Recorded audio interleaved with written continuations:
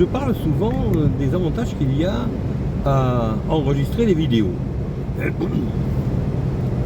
Donc je ne vais pas revenir sur ce que j'ai déjà dit, mais par contre, sur quelque chose à quoi je n'avais jamais vraiment pensé, et pourtant c'est peut-être ce qu'il y aurait de plus évident à dire. Quand on fait des vidéos, en fait, on laisse également des messages à la postérité au niveau, peut-être pas des enfants, quoique arrivé à un âge de maturité, ils peuvent réentendre certaines choses avec un esprit tout à fait différent. C'est à leur souhaiter, en général, puisque les enfants, en vieillissant, comprennent souvent mieux ce que les parents ont pu être. Mais je dirais que cela est également vrai pour les petits-enfants, arrière-petits-enfants, etc.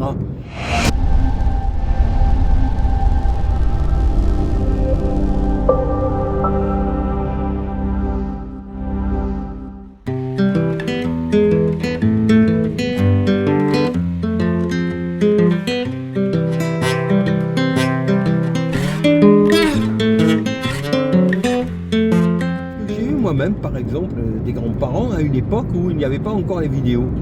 Et donc maintenant, quand je repense à tout ce qu'ils m'ont eu dit alors que j'étais enfant, eh bien, malheureusement, c'est un souvenir relativement lointain. Et quoi que l'on fasse, on se rappelle de ce que nous ont eu dit nos grands-parents, arrière-grands-parents. Pour ma part, j'ai eu mon arrière-grand-mère qui a vécu chez mes parents et donc qui m'a en partie élevé jusqu'à l'âge de 13 ans. Donc ça a eu été important, mais malgré tout, c'est loin maintenant.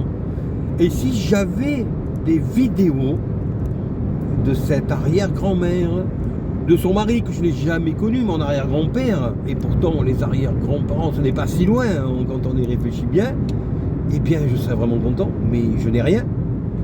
Donc, ce que j'enregistre, eh bien cela fera peut-être le plaisir de petits-enfants et arrière-petits-enfants qui ne m'auront certainement pas connu, puisque la vie étant ce qu'elle est, les enfants actuellement sont beaucoup plus égoïstes que ce que nous l'avons eu été.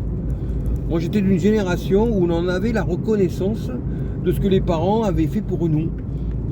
Malgré ce qu'on pouvait reprocher aux parents, comme tout enfant aura toujours quelque chose à reprocher à ses parents. Tout enfant a l'impression que ses parents n'ont pas fait ce qu'il fallait, ou n'ont pas fait tout ce qu'il fallait, ou n'ont pas fait ce qu'il fallait comme il fallait. Ça malheureusement, cela fait partie de la vie et nous y passons tous. Les enfants passent tous par cette période d'incompréhension à la sortie de l'adolescence, pensant qu'ils sont mieux et qu'ils feront mieux que leurs parents, pour ensuite, lorsqu'ils arrivent eux aussi à l'âge où ils sont parents et où ils ont des enfants, se rendre compte que finalement les choses ne sont pas si simples et qu'ils feront eux aussi comme ont eu fait leurs parents de leur mieux avec les loupés, les ratés qu'il peut y avoir du fait de la vie. Mais bon, ça ce n'est que chose habituelle. Ce qui fait surtout la différence, je pense, c'est l'intelligence des enfants. Il y avait des enfants comme nous étions à la base, qui avions un respect des générations passées, donc des parents, des grands-parents, etc. Cela s'est relativement perdu, je dirais, sauf auprès d'enfants qui ont une intelligence un petit peu au-dessus. Maintenant, il faut avoir une intelligence supérieure pour comprendre ce que nous comprenions tous. Ce qui est relativement inquiétant quand on y pense, parce que cela accréditerait la thèse de certains qui pensent que l'humain dégénère, que les générations actuelles sont peut-être de bons techniciens quand on pense à des métiers comme la médecine par exemple, mais que la profondeur de réflexion des personnes diminue, de même que la hauteur. C'était un ami qui, dans le corps médical, m'expliquait cela il y a peu de temps. Il me disait, un médecin de 30 ans sera un très bon technicien, peut-être meilleur que ce que nous avons eu été. En tout cas, il est plus à la pointe de la technologie, de tout ce qui se fait actuellement que moi.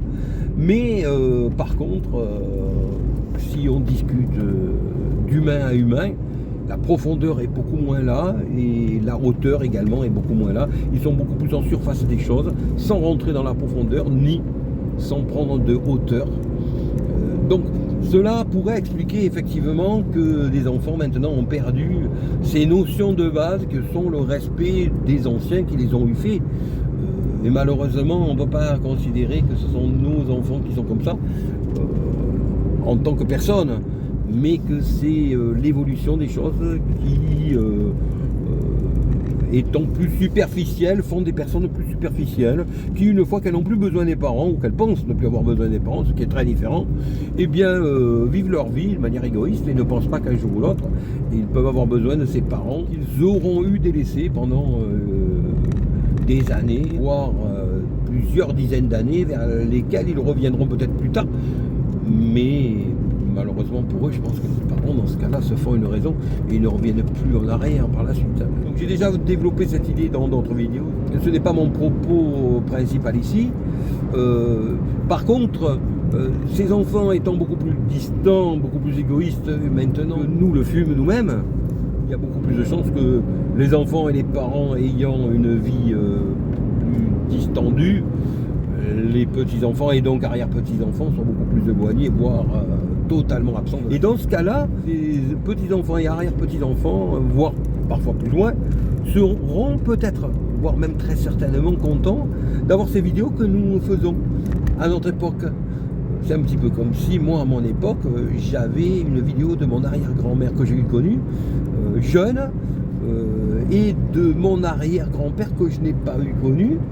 Rappelons que mon arrière-grand-mère était née en 1881. Ça veut dire qu'en 1900, au moment de l'exposition universelle à Paris, lorsque la Tour Eiffel fut construite, elle avait déjà quasiment 20 ans. Au moment de la Première Guerre mondiale, elle avait 33 ans. La Deuxième Guerre mondiale, elle était à l'époque quasiment une personne âgée déjà. Et donc, je me rappelle, j'avais 2 ans lorsque je l'ai vue la première fois, en tout cas dans mes souvenirs. Elle avait déjà 80 ans et elle a vécu jusqu'à 93 ans. Donc elle m'a inculqué une éducation, je dirais à l'ancienne, où le principe de base était le respect et la reconnaissance des personnes qui nous ont précédés et qui nous ont fait. Ces deux notions allant parfaitement ensemble, bien entendu. Et ce sont ces notions-là qui se sont distendues et qui font que les générations actuelles perdent le contact avec la tradition étant véhiculée principalement par leurs parents, et donc allant beaucoup moins dans la profondeur des choses et prenant beaucoup moins de hauteur par rapport aux événements de la vie. Ils jugent les choses au lieu d'essayer de les comprendre, ils les voient à plat, et donc ils distendent les liens avec leurs parents et auront donc eux-mêmes des enfants qui distenderont les liens avec eux. Je peux déjà en voir par rapport à certaines personnes qui en sont déjà à ce stade auquel moi je ne me trouve pas encore et qui ont donc déjà des petits-enfants de leurs propres enfants, se rendent compte que ces enfants-là cherchent le contact avec ces grands-parents qu'ils n'auront pas ou peu connus dans leur enfance, auprès desquels ils cherchent déjà la tradition qui leur manque du fait de la distance qu'ont eu leurs parents avec leurs grands-parents, leurs parents étant donc de la génération actuelle de mes enfants. Donc c'est très intéressant parce que avec internet, les téléphones portables, etc., tout enfant de 10-12 ans a la possibilité de chercher le nom de son grand-père, de sa grand-mère, de son arrière-grand-père, de son arrière-grand-mère, et trouvera donc les vidéos que celui-ci ou que celle-ci aura eu faites pour lui et pourra leur transmettre donc cette éducation, ce respect, cette reconnaissance des générations qui nous ont eu faites, ces générations qui, comme je l'ai eu entendu de la part de mes grands-parents, font par exemple, ou ont fait, en se sacrifiant parfois, que l'Allemagne nazie n'a pas vaincu par exemple. Nous le devons principalement à la génération de mes grands-parents qui étaient jeunes dans les années 40 et qui ont parfois sacrifié leur vie pour que la France reste la France. Et ce n'est qu'un exemple. Il y a une foule de choses dont nous bénéficions grâce aux parents et aux grands-parents que nous avons eus, qui nous ont transmis ces choses-là, que nous avons essayé de transmettre à nos enfants. Mais malheureusement pour nous, nous sommes tombés à une époque où les enfants ont perdu le contact avec les traditions et leurs parents, bien souvent, du fait de l'évolution technologique qui fait qu'en ayant un téléphone portable en poche, ils ont l'impression d'avoir le monde à leur portée, si ce n'est que le monde qu'ils ont à leur portée est un monde virtuel et n'est pas le monde réel. Le monde réel, ce sont les parents, les grands-parents qui transmettent concrètement des valeurs, et ces valeurs ne sont pas transmises par Internet, bien entendu.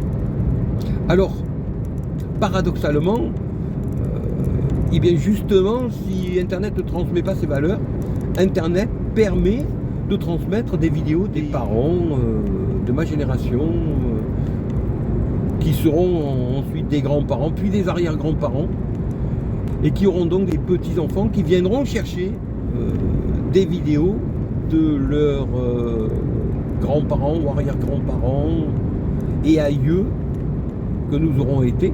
Et il est donc important d'y penser maintenant, parce que c'est maintenant qu'il est temps de transmettre à ces petits-enfants, arrière-petits-enfants, etc., ces valeurs qu'ils rechercheront. Parce que on peut s'attendre à ce que des enfants qui ont été élevés par des parents qui ont distendu les liens avec leurs propres parents et qui auront donc distendu les liens avec les traditions, rechercheront à leur tour ces traditions. Et donc, il n'y aura pas de meilleur outil que les vidéos que nous aurons laissées pour qu'ils puissent entrer en contact avec nous, de notre vivant si nous sommes encore vivants, mais autrement, grâce à ces messages que nous aurons enregistrés pour eux, ce qui est beaucoup mieux que de ne rien avoir du tout. C'est pour cela que, comme je le disais, quand je pense à mes parents, grands-parents et arrière-grands-parents, eh bien, il ne reste plus rien de tout ce qu'ils ont pu dire. J'ai eu fait une seule vidéo de mon père avant sa mort, où il présentait son livre. Ça ne dure pas longtemps, mais c'est tout ce qu'il existe de lui finalement. Il ne reste rien d'autre, il reste son livre bien sûr, mais la différence qu'il y a entre un livre et une vidéo, c'est que dans une vidéo, on a la personne vivante qui est devant nous et qui nous parle. On la voit vivante, on la voit telle qu'elle est. Alors la difficulté bien sûr, je le vois avec la vidéo de mon père, la seule et unique vidéo de mon père que j'ai, où il nous parle vraiment, parce que cela n'a strictement rien à voir avec des vidéos que l'on a pu enregistrer lors de fêtes de famille. Ce que j'ai également en ma possession, et c'est quand même très bien, je dirais que je suis content quand même d'avoir des vidéos que j'ai eu enregistrées en laissant mon téléphone portable sur une étagère, filmé tout au long d'un repas de Noël. C'est vrai que c'est précieux, j'en ai quelques-uns et c'est extrêmement précieux, car cela nous permet de revoir un monde qui finalement n'existe plus, mais existait. Et cela n'a quand même strictement rien à voir, même si cela a valeur de souvenir, cela n'a strictement rien à voir avec la vidéo que l'on a comme je le fais maintenant, où l'on parle véritablement à des personnes. Là, en ce qui me concerne, eh bien, cette vidéo qui ne casse pas les briques, il faut bien le dire, car je ne dis rien d'exceptionnel, mais elle a valeur de transmission pour ces, je ne dis pas enfants, parce qu'encore une fois, les enfants n'ont que faire de ce que peuvent dire leurs parents, mais petits-enfants et arrière-petits-enfants que nous aurons connus ou pas. Je pense que pour eux, ce message du grand-père, de l'arrière-grand-père, de l'arrière-arrière-grand-père, qui aura vécu 100 ans, voire peut-être 150 ans auparavant, qui décrira un monde qui sera pour lui totalement inconnu finalement, eh bien ça aura peut-être une certaine valeur, car j'ose espérer que certaines valeurs seront toujours intemporelles.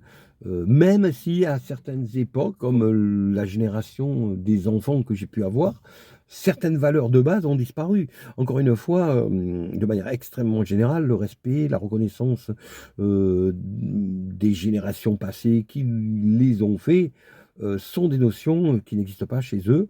Je ne parle pas de mes enfants, même si cela est tout à fait le cas chez mes enfants, malheureusement, ce que je ne peux que regretter. Mais on n'y est pour rien, et je constate que malheureusement, c'est un phénomène absolument général. Donc parle à toutes les personnes de ma génération qui ont eu des enfants et qui constatent le même phénomène. Alors quelque part, on se dit qu'à toute époque, il y a eu des hauts et des bas.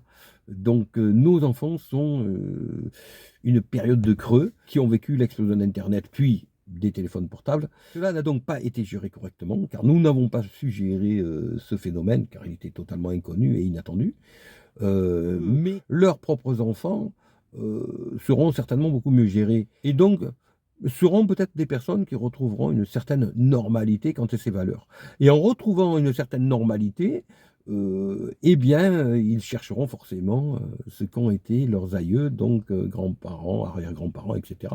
Et c'est en ce sens que ces vidéos que nous faisons ici me paraissent très importantes, car si nous sommes en vie, eh bien, ce sera peut-être très certainement un moyen pour eux de savoir qui nous sommes réellement et non pas ce qu'il en a eu été dit par leurs parents qui sont malheureusement, oui, qui sont nos enfants, qui n'auront à leur époque, avec leur téléphone portable à la place d'un cerveau, rien compris de ce qu'ont été réellement leurs parents. Et donc ce sera pour eux un moyen que ne pourront pas empêcher leurs parents de savoir qui étaient leurs grands-parents, ou voire même arrière-grands-parents, voire éventuellement arrière-arrière-grands-parents, mais là, alors par contre, il y a des chances que nous ne soyons plus là, mais cela n'empêchera pas pour ces arrière-petits-enfants, par exemple, de savoir qui nous auront été, et donc de leur transmettre ces valeurs qui me paraissent importantes.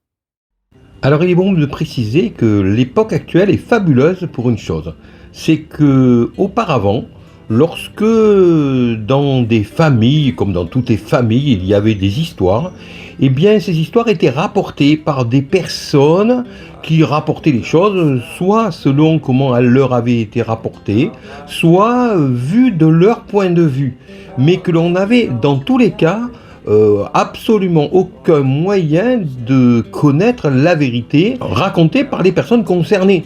Et en fait, c'est ça quand même qui était le plus important.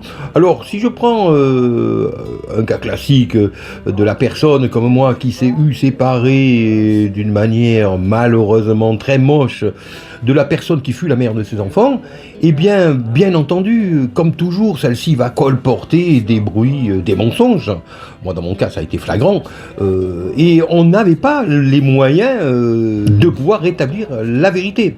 Alors que maintenant, par ces vidéos-là, qui peuvent de plus être étayées de photos, de vidéos, d'exemples, d'éléments de preuve, eh bien cela n'est plus possible.